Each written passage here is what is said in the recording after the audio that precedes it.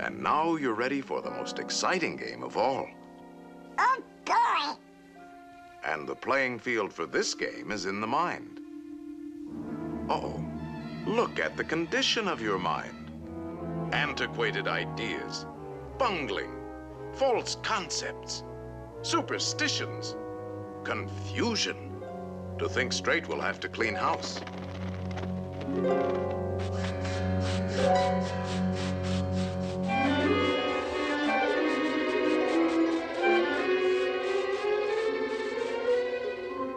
There, that's more like it. A nice clean sweep.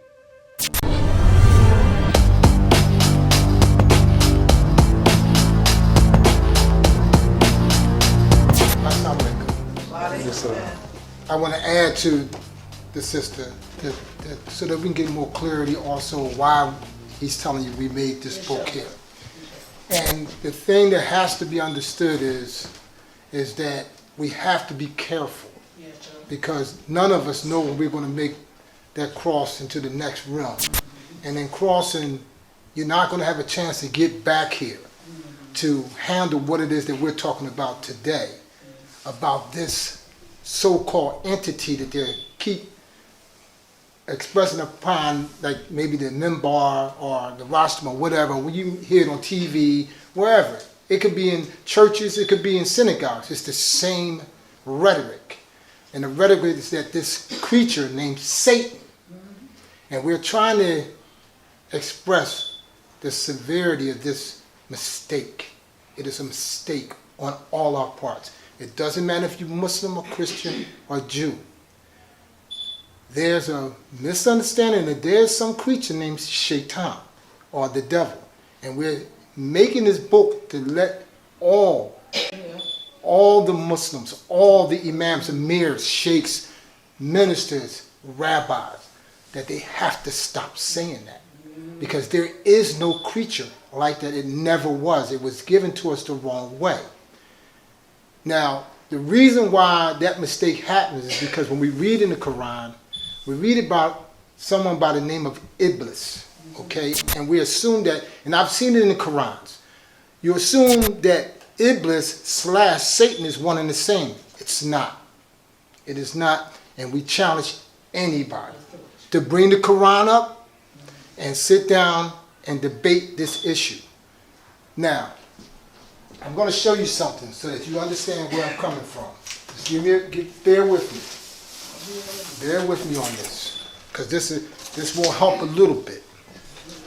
Okay? This right here is called the Baphomet. This is called the Baphomet. And the Baphomet is a image that they give to the world at this time. It was back in the 1800s when they came out with this image.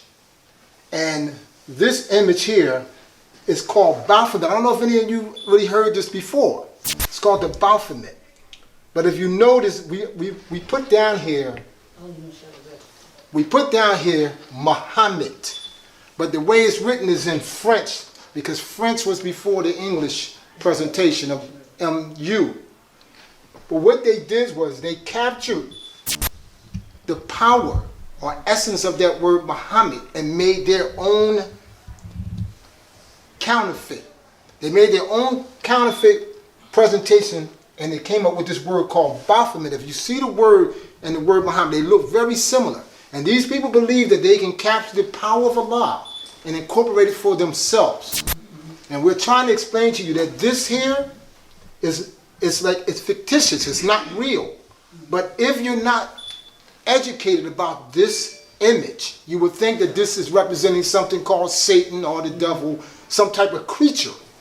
And it's really a image behind it is a group of people who are controlling, what this brother was saying, all of our natural resources. The land that we're on, they control it. They make you pay rent, mortgage, whatever, and they control the land. But this is how they keep us away from investigating, because they frighten us with this type of thing. They frighten us with this. That if I said to you right now, and I don't really like using this term, but If I said to you right now, being the door is closed, and I told you that, somebody just told me that Jesus Christ is going to come in here and walk in here and talk to us, we'd be ready to open the door and let that person in here.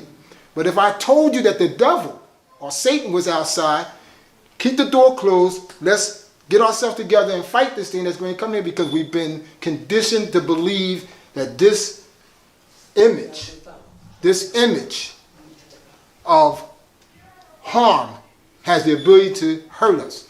This is not real. And what they've done is, like I said, they've convinced us to be frightened of this so that we don't investigate what this is. Now, I have down here about this Baphomet, and most of the people here, I'm sure you've ran into this through the rappers or through the industry, but hear me out. But it's not been explained what this is, okay? And it's been given to us as if this is some entity that in the darkness that is lurking and causing evil and badness, but it's not. Allah tells us clearly in the Quran that Allah is the creator of good and evil, and Allah is the one that is going to judge between good and evil. Hear me out. So, by us thinking that there is some author of evil, this is what they're playing on. They're playing on us like this. But this is another thing that I need you to understand. Okay? This right here is what we're going to experience in December 25th soon. And this character is also connected to this. And his name is told to us is Satan. Santa. It's been a year, it doesn't surprise me. Merry Christmas, I wrapped it up and sent it with another. Belly.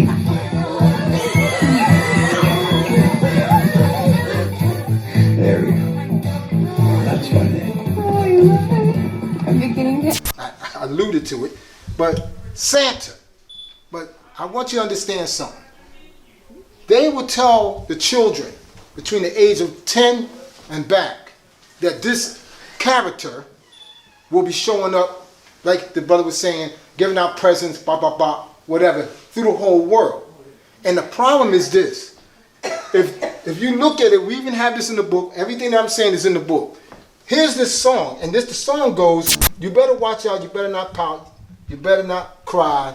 I'm telling you why. Santa Claus is coming to town. He's making a list, checking it twice. He's going to find out who's naughty or nice. He sees you when you're sleeping and when you're awake. He knows if you've been bad or good, so be good for goodness sake. So what it's doing is it's giving the illusion of the attributes of Allah. It's giving the illusion that this same creature can do what Allah is doing. And Allah is omnipresent. If I say to you, is Satan in Egypt, Russia, and America at the same time, you say yes, then you're giving it omnipresence like Allah. And that's where the crime comes in, Islamically or humanly, to the worship of Allah, giving something a partnership, like it also is like Allah, and it's nothing like Allah. We say, Kuhu Allahu ahad, Allahu samad, lam yalid wa lam yulad, wa lam yakul lahu kufuwan ahad.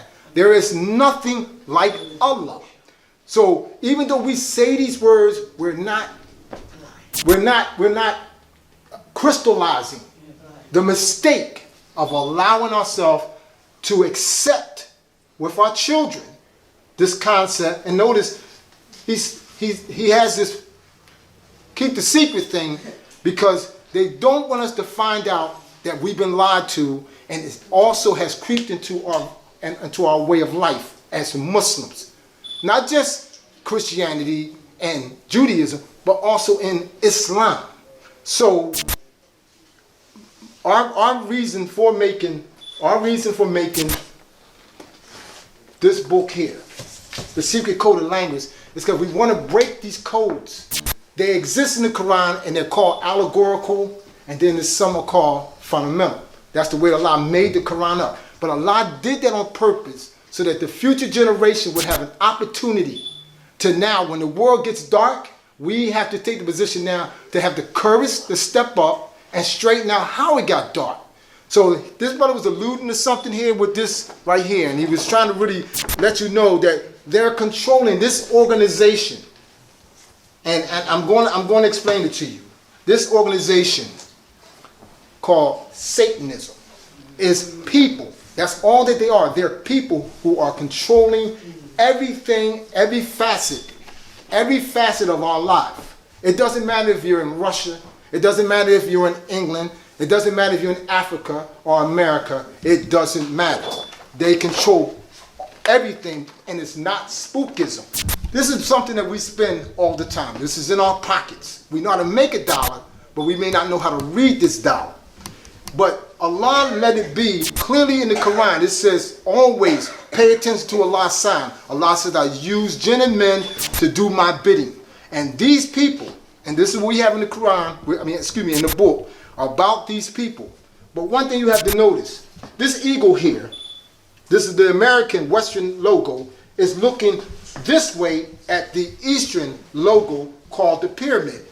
We've been seeing this thing all over the place about this pyramid, understanding people with the one eye and all that kind of stuff, but nobody's really breaking it down to us to understand what it really means. But this eagle is looking over at this logo over here called the pyramid, and that's why it says in the Quran, and it's explicit by Allah, that the first people that enter the fire, that go into the hellfire, will be the people of Farun. The people of Farun, because what they did was they created a system that they could move from Egypt into Rome, into Greece or whatever, and do the same control over the people. They successfully did that, and Allah is telling us in the Quran that these people exist that way. But what I'm trying to say to you is this. If you see this Western thing, it's looking over at this thing here, this logo here, and above it says Anus Coepus, Nordus Autumn Seclorum, and it's telling you that their endeavor, their system, and that's why we have it right here. It says Illuminati Dajjal, the Illuminati system, Dajjal system is one and the same. The same system that exists in the time of Noah is the same system we are under today. The same system. But they're that arrogant that they could make a dollar bill, put their logos and stuff on it, and they knew they could put it in our pockets, and we wouldn't pay attention to it. We wouldn't know how to read it, or we wouldn't even have a curriculum on how to read this information. The Quran is the only book on the planet that can break this down properly, but the codes have to be broken. The codes have to be exposed to you. You have to get these codes so that when you go back into the Quran, you're capable of being able to understand what Allah is saying. And one of the things that, if you notice in our book that we have, that you notice in our book, in that book, we're talking about something called the paradise or the garden. And the story that we're getting is that for some reason, some event happened with Adam, and all of a sudden, Adam falls from somewhere and Iblis falls from somewhere, and they're supposed to be, as they present to us, a story of two people like in the movie Terminator, where Arnold Schwarzenegger is on the ground with no clothes and the other person. I know you've seen the Terminator, but this is the way that they present that information to us when we read our book. We're doing it the same way. We're making the same mistake by thinking that that book that we're reading the Quran is in agreement with the ways being presented to us. But it's not. What's going on here is it's telling us that the brother Adam, alayhi wasallam, and the only reason why you send a messenger in is because mankind has gone astray. It has always been the same with Allah. Allah Sunnah never changes. It raises a person up from amongst the people to realign them back when they start to go astray. And that person that comes in is called the vicegerent or the custodian or the prophet, the messenger. And he's coming in to realign the people, to remind them what their duties are to their Lord. What happened is that once we got the story, we used the story as a Christian or as a Jew would use the story when we read the Quran. The Quran's not saying it like they're presenting it. The Quran is telling us that there is a problem here with people. These people need to be straightened out. Once they go off, I'm going to give y'all mercy, and I'm going to send somebody in to help y'all out. Pay attention. When they're trying to bring you back online, pay attention. Now, whoever doesn't pay attention, then you gamble your soul. You're gambling your soul. That when you cross and it's presented to you that If anybody came here to straighten things out and you rejected it, now you're going to have to answer for that situation because it was cleared up to you, but you still said no. You're going to continue to follow the way the forefathers or the way the other people follow. Instead of, because you got to remember, this is you by yourself. You're not going to have your family there. You're going to be right there all alone, case by case. Each person is going to be judged on what they thought as they took this test that we're all taking. So, this is the M&M candy. And right here this is Predator versus Alien versus Predator. And I know you're probably looking at it like what's this about? Let me hold it up so y'all can see this. Because this is right in your face. This is how arrogant these people are. If you notice, this one in the red is always the intelligent one. This is the goofy one. Always. This is how they betray it like that. But this is another thing that is in your face. M&M means something called Master Masons. These are Master Masons. This is the Masonic order that they're telling us that controls all that we are involved in. It doesn't matter. I mean, if you know about Camilla, I believe her name, what's Camilla's name? Kamala Harris. Kamala Harris. She's a 33rd degree Mason in the Eastern Star. But anyway, also, if you turn it, you're going to get 33. The highest order in the Masonic order, which these people are, they're Masons. That's why they show you this here. I'm sorry. That's why they show you this here, that they're brick Masons. But these families here that's floating above, they're the ones that are making everybody do the things that they do, and it's nothing they can't say no to them because they will kill their families. This is how serious this is. But anyway, let's get back to this. So the same thing is going on here. You just probably not be able to correlate it, but Alien versus Predator, this alien thing they keep trying to tell us that there's aliens and stuff like that, there's no such thing. It's another trick. It's another trick to keep us scared and frightened to come after these people. They're just people. That's why Muhammad Sallallahu Alaihi Wasallam, once he talked to his people in his time, that's why they were able to wage war. Because they knew they weren't fighting no spooks, they were fighting people. So let me just say it like this. This situation with the Alien versus Predator, if you remember the Predator has the ability to be invisible or visible. In your face or not in your face. I don't know if you know about this story about the Predator. And they were always fighting this alien. What I'm trying to explain to you, in the Quran it's very clear. You're going to see this story about Iblis. And Iblis even says out of his mouth, as the quote goes in the Quran, you made me of fire. And you made this new ruler or vicegerent that's going to come in, and you made this of clay. Now, we've been given this story that clay is our bodies. It's not our bodies, because you will never find in the Quran, when it's talking about clay, after clay it talks about sperm. Clay is what we are internally. The Muslims are the ones that can put this thing together. We're the only ones on the planet that can actually mold this and put this together, this whole event of being here. That's why we believe in resurrection. Whereas the disbelievers don't believe in resurrection because they can't put it together, because they're made of something called fire.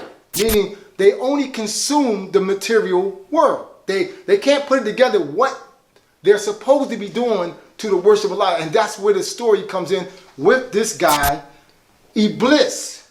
He's telling you that his people are made from the fire thinking. It's fire thinking people inside of what we call the mortal body. There's two functions going on inside of us. Even Prophet Muhammad Sallallahu Alaihi Wasallam, he said that. We have it in the book. They asked him, do you have an associate jinn? He says, yes, I do. But mine has been made to bow down. And all it does now is helps me or tells me the right things to do. We know, this brother has stated it earlier. During Ramadan, they tell you that Satan is locked up. That's the word they use. But they're really talking about your jinn mechanism that was inside of you. You hear it. It's a dual situation going on inside of you, where your jinn mechanism is saying to you, listen, I want the material world. I want this, and this. Go get it for me. That's how we do what we do. We use the body and we go get the things that the internal self is asking for. Then there's a mechanism that says, okay, all right, we're gonna get the money to do that. But let's say somebody wants to come and say, well, let's do it the criminal way. There's a mechanism in you. That's why Allah said, I'm sending in clay. I'm sending in the ability to put this together that you don't make the wrong moves against what it is that I told you your purpose is in here, is to find your Lord and worship your Lord. Now, what's happening is when these people, and see, I'm trying to tell you, when you read the book, it comes clear. These people that he belonged to, because when Iblis says what he says, it says when he said what he said, he joined the defiant ones or the disbelieving ones. These were the people that were already here. There were people already here. If you can get past this story that they give you that they fell out somewhere in the cosmos and dropped here, you will be able to digest this better. But it takes time, because first you have to realize you've been lied to. If you don't think you've been lied to, they've been lying to us forever. And they're going to continue to lie to us. But their crew made another crew that became their soldiers. And they're called the Masonic Order or the Satanist Order. The Satanist Order protects them. Iblis and them belong to the progeny of people that you see here. I know I'm doing this quickly, but he belongs to the progeny of people that sit here above everybody else. That's why you don't see this dropped on the capstone, because they believe that they're higher than us and they're going to rule over us until, and as he says, until Yom Kiyama. And that's what they believe. So what they did was they made, I know this is a lot for y'all, but listen to me. You can do this. They made for themselves another group of people around them, and they called it Satanism or Satan. That's what happens. If you go back and see, they made a group and they make this image to frighten you away when seeing what they created around themselves as protection. They made a group called Satan. And that's why you hear people say, well, the Satan did this and the Satan did this and the whisper and all that. The reason why it's saying that the whisper is talking about things on your television, things on your radio, things from your friends, things at your job. Everybody's whispering at you with different ideas of what they want to tell you how you should have your life. Situated not by what the Quran is saying, but what they want. That's why, I'm going to say this. That's why we have the problem we have here. They're legalizing marijuana. They legalized it, really. They legalized alcohol. They legalized gambling. They legalized prostitution. And they're legalizing same-sex marriage. You got to understand, this is people. They have an agenda, and they're going to continue to push that agenda on all of us until, like the saying goes, as long as good people do nothing, the evil people will prosper. And that's what we're up against as a unit. Right now, I know it's a small group of us right here, but 20 years from now, people are going to look back at what we started by making this book, and they'll be able to realize the importance of, if you want to get, like Allah says, Allah will not change your condition until you change what's inside of you. So if we go back to just want to stay asleep, you can't say Allah didn't give you a chance to look at this from an alternative way. But also, you also don't want to gamble your soul. You don't want to gamble your soul, because it says, this is the Quran. It says, "O Prophet, say to them, ignorant people, do you bid me worship other than Allah? Tell them plainly this, because the revelation sent to you and to all the prophets before you has been this. If you commit shirk, all your works will be rendered vain, and you will be among the losers. Therefore, O Prophet, you should worship only Allah and be among Allah's grateful servants." And the reason why this is Surah 39, ayah 64 to 66. And the reason why I'm showing this to you, because it's in the Quran. Allah clearly says that if we don't stop doing this, everything you did, I don't care how many hajjs you made, I don't care how many prayers you said, I don't care how many Quran surahs you know by heart. If you come back saying that there was something like Allah, that is not forgivable. It is not forgivable. Allah will forgive it. Even it says mounds and mounds of it, but 6 to 7 times in the Quran it says Allah will not forgive this one. And this is saying that there's something like Allah. Now, listen, I feel for you. I understand the responsibility of what I may be dropping here on your souls. But we've already made our decision. We're just trying to help you make yours. So that's why you're here, I take it, to make decisions. I've already made my decision. I'm here to help others make theirs. And what we're trying to do is at least give you an opportunity to have an alternative look, because you're not going to find this in the masjids, you're not going to find this in the churches, and you're not going to find this in the synagogue. But they're doing the same thing. Because even in their first, I believe in their first commandment, it says, honor none but they say the Father. We know Allah's not our Father, but we know Allah. But it says to them the first thing, honor none. That means there is nothing out there other than honor than the Creator. But these people have turned into a situation where they actually worship this. They have been reduced to what they really believe, that this is the alternative God. They really believe that. Now I'm telling you, this is how serious it is. Now you may say, I can't. You may say, well, that's their problem. But this is the thing. Even though you may not accept it, they accept it. And they are the ones that's controlling our food. They are the ones that controlling our electric, our gas. These people that belong to this ideology, it's called Luciferianism. Luciferianism. So I think I brought the word up here, Lucifer. Think about it. We're gonna end this. Think about what I just said. This term called Lucifer. They gave us a story that Lucifer. This is such a disrespect to the Muslims. They gave us a story of Lucifer. And Lucifer supposedly had this fight with Allah and cast out of the heavens and took 2/3 the angels with him to the planet. This is the story they give us. What they did was they demonized the order of the angels. There's no such thing as an angel rebelling. It's impossible. It's no more than the light can go on and off on its own. It cannot. The angels submit just like an animal or whatever. They're instinctive. That's their nature. But this story they gave us is a terrible story. And you have Muslims who believe that type of story as real. But it's not real. It's another lie. And like I'm saying, I know it's kind of hard to digest that situation in one setting. But you have to understand the severity of what we're saying. I know what we're saying is a little different than the norm.